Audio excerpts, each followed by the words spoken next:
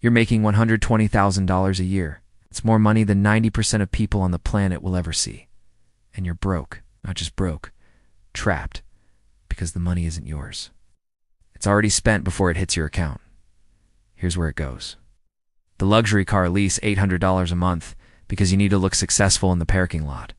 The designer wardrobe, because you can't show up to client meetings in last season's suit. The expensive apartment in the right neighborhood, because your address signals your status. The $4,000 vacation to Santorini, because your Instagram feed needs to prove you've made it. You're not living, you're performing. The performance costs everything you earn. This is the golden handcuff. The salary is high enough that you can't afford to quit, but it's never high enough to actually be free, because every raise comes with a lifestyle upgrade. You make $80,000, you get the nicer apartment. You make $120,000, you lease the BMW. You make $150,000, you upgrade to the condo with the parking space. The more you earn, the more you spend. And the gap between income and freedom never closes. This isn't an accident. It's the system working exactly as designed. Companies don't pay you well because they're generous. They pay you just enough to keep you dependent. The salary is the bait. The lifestyle inflation is the trap. Because once you've leased the car, signed the apartment lease, bought the wardrobe, and built the life that signals success, you can't leave. You're locked in, not by the job. By the expenses the job enabled. You're making six figures and living paycheck to paycheck. Not because you're irresponsible. It's because you're playing a game designed to keep you playing forever. And the only way out isn't earning more. It's refusing to play. Let's go back to 1899. Thorstein Veblen, an economist, publishes a book called Asterisk, The Theory of the Leisure Class Asterisk.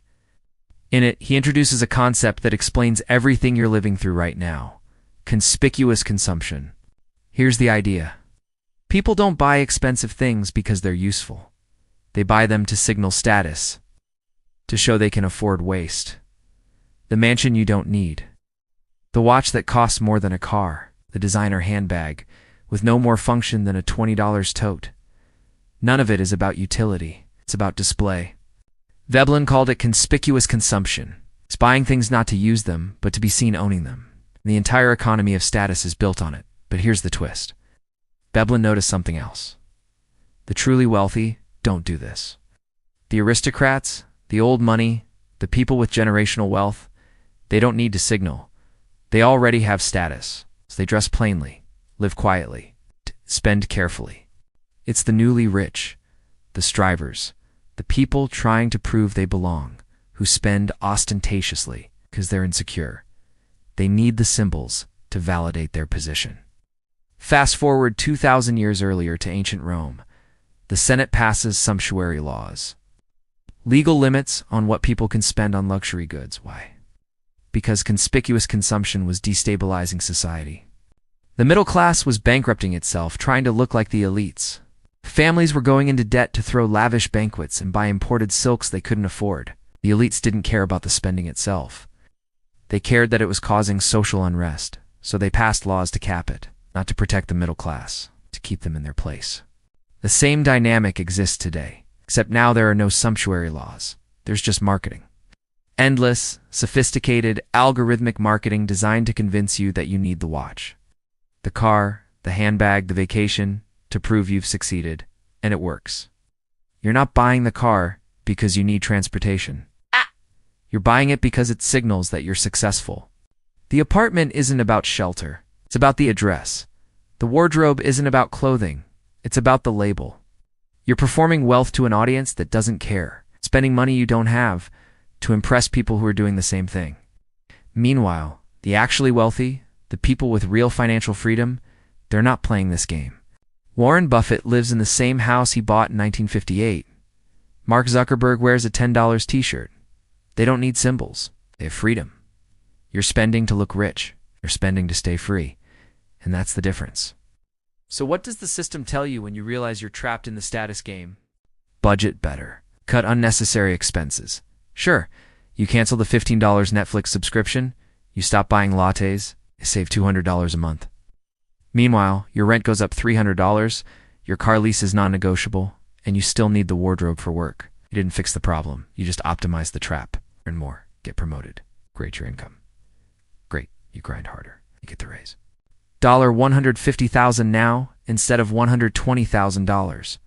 And within 6 months, you've upgraded your apartment, leased a better car, and started eating at nicer restaurants. Your expenses rose with your income. The gap didn't close. It just shifted upward. Vest. Build wealth over time, right? You put 10% of your income into index funds. That's $1,000 a month. In 30 years, if the market cooperates, you'll have maybe $1.5 million.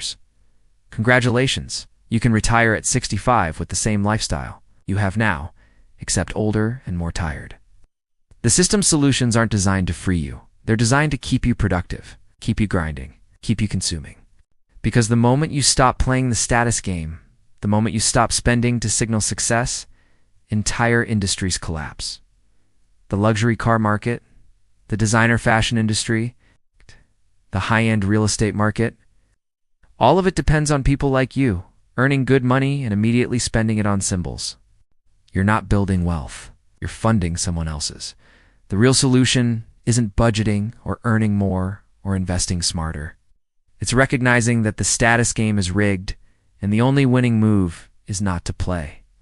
And that requires leaving the environment where status is measured by consumption. Rural Spain, inland Portugal, southern Italy, small towns where nobody cares what car you drive because everyone walks, where nobody notices your clothes because everyone's wearing practical, comfortable basics, where status isn't measured by what you own, but by how you live. Oh. Here's what opting out looks like. You buy a small house in a hilltop town in Andalusia or Umbria or central Portugal, Euro 30,000, cash, no mortgage. It's not impressive, it's stone, it's old. It has thick walls, a tile roof, and a view of olive groves. It's not Instagram-worthy by city standards, but it's yours, completely. Your monthly expenses, property tax, maybe 150 euros per year. Utilities, 60 euros per month. Food from the local market, 250 euros. Internet, 25 euros. Total, 400 euros per month. That's $430. Less than your old car payment. You work remotely, freelance, consulting. Part-time 20 hours a week generates $3,000 to $4,000 per month. Your burn rate is $430. The rest yours, actually yours, not earmarked for a lease or a mortgage or a wardrobe refresh. Now here's the shift. In this town, nobody cares about your car because you walk everywhere. No. Nobody cares about your clothes because the dress code is clean and comfortable. Nobody cares about your job title because you're measured by different metrics. Are you present? Do you show up to the piazza in the evening? Do you help your neighbor fix their roof? Do you share your olive harvest? Do you have time for long lunches and long conversations? That's status here. Time, presence, generosity, health, the things that actually matter. The wealthiest person in the village isn't the one with the nicest car. It's the one with the most free time. The one who can spend 3 hours at lunch without checking their phone. The one who takes August off entirely, not because they're on vacation, but because that's just life. Stealth, wealth, the real kind. Not the billionaire in the hoodie, but the freelancer in the hilltop town who owns their time and their life. Compare that to your current reality. You're making $120,000. You're leasing a car to look successful. It's wearing designer suits to signal competence. Living in an expensive apartment to prove you've made it. And you're stressed, exhausted, and one layoff away from financial disaster. You're performing wealth while being broke. You're signaling status while being trapped. In the hilltop town, you're making $40,000 per year working part-time. You own your house. You have no debt. You spend $5,000 per year on living expenses. You have $35,000 surplus. That's real wealth, not income. Surplus. Money that's actually yours. And the status markers, they're different. You're not trying to impress strangers with a watch. You're living a life people actually envy. Time, health, community, peace.